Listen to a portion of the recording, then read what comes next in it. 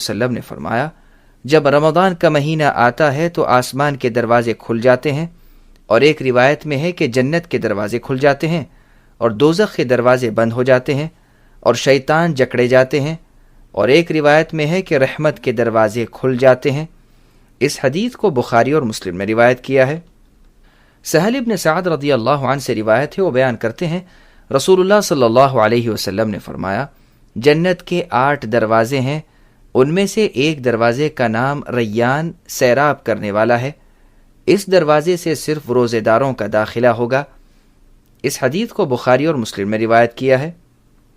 ابو ہریرہ رضی اللہ عنہ سے روایت ہے، وہ بیان کرتے ہیں رسول اللہ صلی اللہ علیہ وسلم نے فرمایا، جس شخص نے رمضان کے روزے اللہ پر ایمان رکھتے ہوئے اور طلب ثواب کے لیے رکھے تو اس کے پہلے گناہ معاف ہو جاتے ہیں، اور جس شخص نے رمضان میں اللہ پر ایمان رکھتے ہوئے اور طلب ثواب کے لیے قیام کیا اس کے پہلے گناہ معاف ہو جاتے ہیں، اور جس شخص نے شب قدر کا قیام اللہ پر ایمان رکھتے ہوئے اور طلب ثواب کے لیے کیا اس کے پہلے گناہ معاف ہو جاتے ہیں۔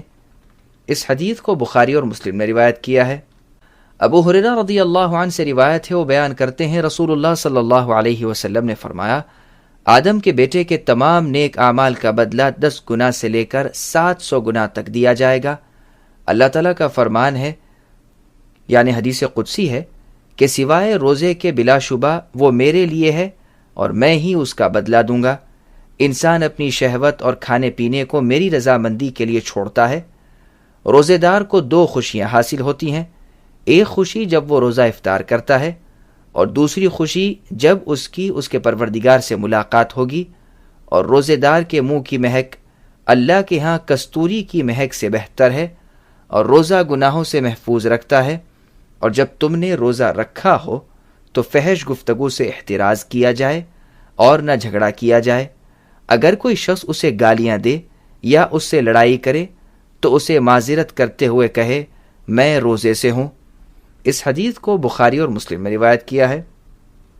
ابو ہریرہ رضی اللہ عنہ سے روایت ہے، وہ بیان کرتے ہیں رسول اللہ صلی اللہ علیہ وسلم نے فرمایا، جب رمضان المبارک کی پہلی رات ہوتی ہے تو شیطان اور سرکش جنوں کو جکڑ دیا جاتا ہے اور دوزخ کے دروازے بند کر دیے جاتے ہیں، اس کا کوئی دروازہ کھلا نہیں ہوتا، اور جبکہ جنت کے دروازے کھل جاتے ہیں اس کا کوئی دروازہ بند نہیں ہوتا، اور آواز دینے والا آواز لگاتا ہے، خیر طلب کرنے والوں نیک کام کے لیے آگے بڑھو، اور برے کام کی طلب رکھنے والوں برے کاموں سے رک جاؤ۔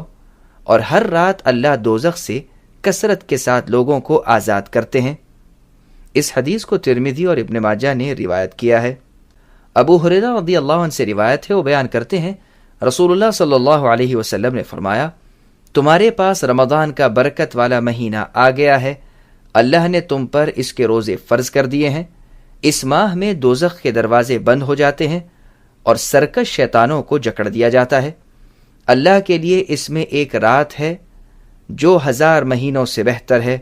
جو شخص اس کی خیر و برکت سے محروم ہوا وہ ہر قسم کی خیر و برکت سے محروم رہا۔